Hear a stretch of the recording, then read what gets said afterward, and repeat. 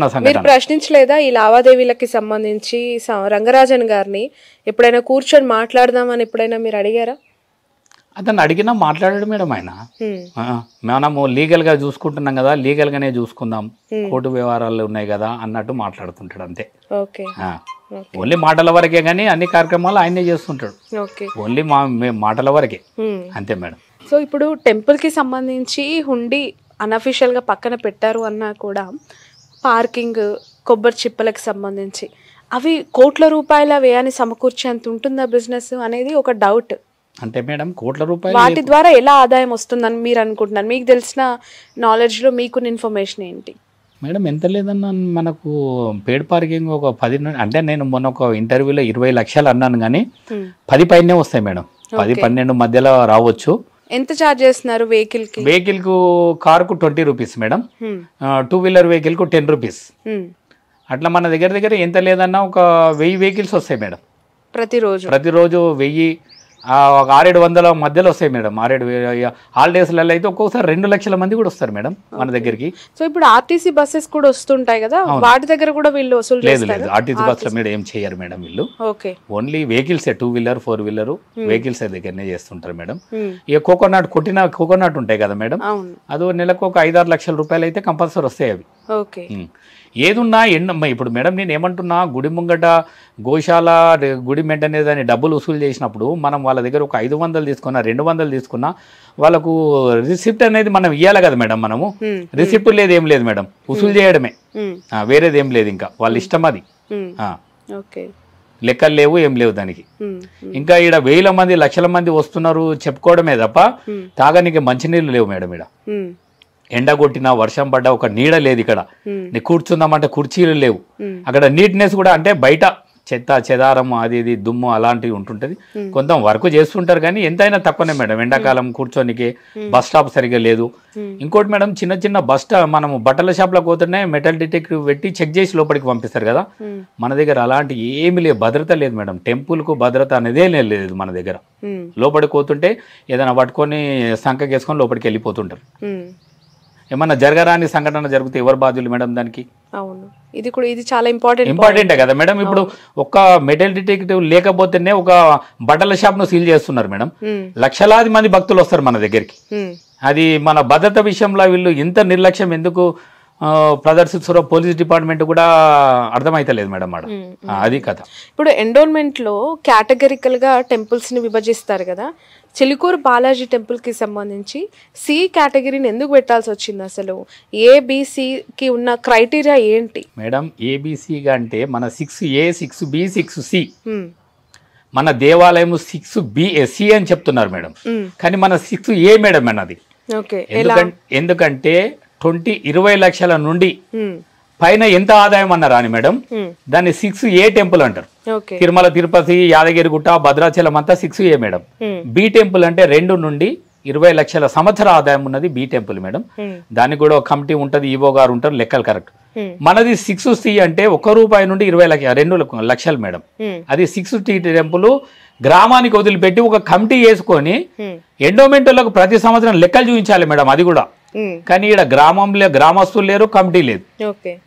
సరే, C temple అన్న ఒక కమిటీ అనేది ఉండాలి కదా మేడం. దీనికి సి టెంపుల్ అన్న గ్రామస్తులతో కలిసి ఒక కమిటీ ఏర్పాటు చేసుకోవాలి కదా. లేదు మేడం, కమిటీ లేదు, ఏం లేదు, అంతా ఆలయంతో నేనే అంతే వాళ్ళే.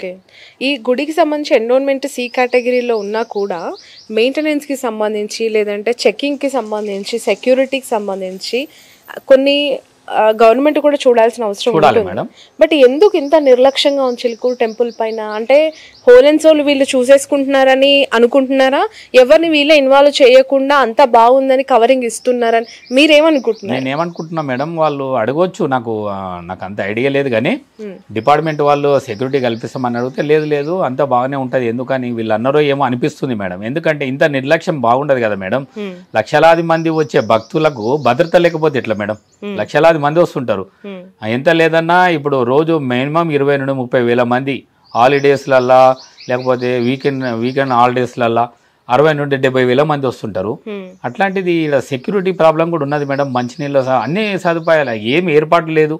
చిన్న దేవాలయం ఎంత అభివృద్ధి చెందింది కానీ మా దేవాలయం ఒక ఎప్పుడు అంటే మేము చూసిండండి మేడం, మేము ఒక 40 సంవత్సరాలు ఆయన చూడబట్టి అట్లనే ఉంది మేడం, ఏం మార్పు లేదు, అంతే మేడం మన దేవాలయం. ఇప్పుడు మీకు సుప్రీంకోర్టు తీర్పునిచ్చింది, ధర్మకర్తగా మీరు కూడా ఇందులో పాఠం చెప్పి, అందులో ఇంప్లిమెంటేషన్స్లో మీరు ధర్మకర్తగా వ్యవహరించాలనుకుంటున్నారు, లేదంటే ఆదాయ వ్యయాలకి సంబంధించి లేదంటే ఎక్స్పెండిచర్కి సంబంధించి ఇన్వాల్వ్ అవ్వాలని అనుకుంటున్నారా? మీ ఇంటెన్షన్ ఏంటి అసలు? మేడం మనం అట్లా అనుకున్నా కానీ అది చట్ట ప్రకారం నడుస్తుంది మేడం, ఎండోమెంట్ యాక్ట్ ప్రకారం నడుస్తుంది, దానికి ఈవో గారు ఉంటారు.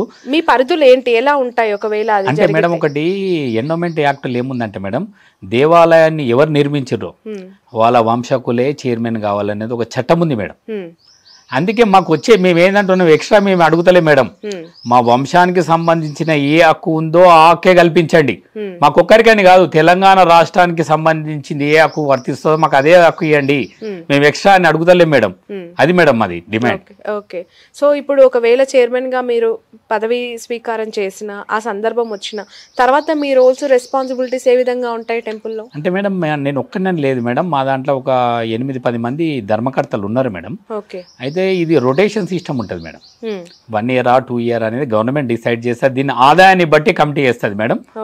ఆదాయాన్ని బట్టి మళ్ళీ ఇంకోటి ఏంటంటే గవర్నమెంట్ ఉంది కాబట్టి కొంచెము వేరే వాళ్ళని కూడా కమిటీలో ఎస్సీ ఎస్టీ అని కూడా ఉంటుందంట మేడం, వాళ్ళను గవర్నమెంట్ ఏ గవర్నమెంట్ ఉంటే వాళ్ళ మనుషులను వేసుకుంటారంట మేడం ఈ కమిటీ. ఇప్పుడు తిరుపతిలో మొన్న కొత్త చైర్మన్ బిఆర్ నాయుడు గారు వచ్చారు టీటీడీ చైర్మన్గా. సో అక్కడ అన్య మతస్థులని తొలగిస్తాము, ఇమీడియట్గా వేరే శాఖలకు బదలాయిస్తాము అని చెప్పి ఉద్యోగం తీయరు, వేరే శాఖలకు బదలాయిస్తాము అని చెప్పడం జరిగింది. నిజంగా ఏ మతానికి ఆ మతం వారే గొప్ప ఉండాలి, అక్కడ వాళ్ళకైతే కొంచెం పద్ధతులన్నీ తెలుస్తాయి అనేది ఎవరికి వాళ్ళు ఫీల్ అవుతుంటారు, భక్తులు కూడా దాన్ని స్వాగతించారు చాలామంది. బట్ చిలుకూరులో కూడా ఈ కొబ్బరికాయలు అమ్మేవాళ్ళు, పార్కింగ్ దగ్గర ఉండేవాళ్ళు, లోపట క్లీనింగ్ సెక్షన్లో ఉండేవాళ్ళు కూడా క్రిస్టియన్స్గా ముస్లిమ్స్గా కొంతమంది కొన్ని ఇయర్స్ నుంచి ఉన్నారు అని చెప్పి ఒక విషయం తెలిసింది, అది నిజమేనా అసలు? మేడం ఒకటి 2 ఫ్యామిలీలు ముస్లిం ఫ్యామిలీలు షాపులు ఉన్నాయి మేడం బయట. క్రిస్టియన్స్ అంటే మా దగ్గర అందరూ బొట్టు పెట్టుకొని అందరూ గుళ్ళ సేవ చేస్తుంటారు, భగవంతుని అయితే మొక్కుతుంటారు మేడం. ఇక మనము క్రిస్టియన్ అంటే ఎట్లా గుర్తుపడతాం మేడం, మనం వాళ్ళు స్వామివారి కుంకుమ పెట్టుకుంటారు, స్వామిని రోజు పోయి దర్శనం చేసుకుంటారు, నీట్గానే ఉంటారు, మంచిగా బాగుంటారు మేడం.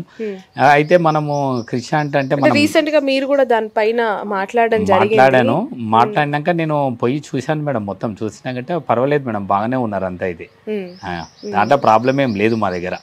టెంపుల్లో ఉన్నప్పుడు అక్కడ ఉండాల్సిన రీతిలో వాళ్ళు బయట పోయి ఏం చేసుకుంటారు అనేది మనకు తెలియదు మేడం.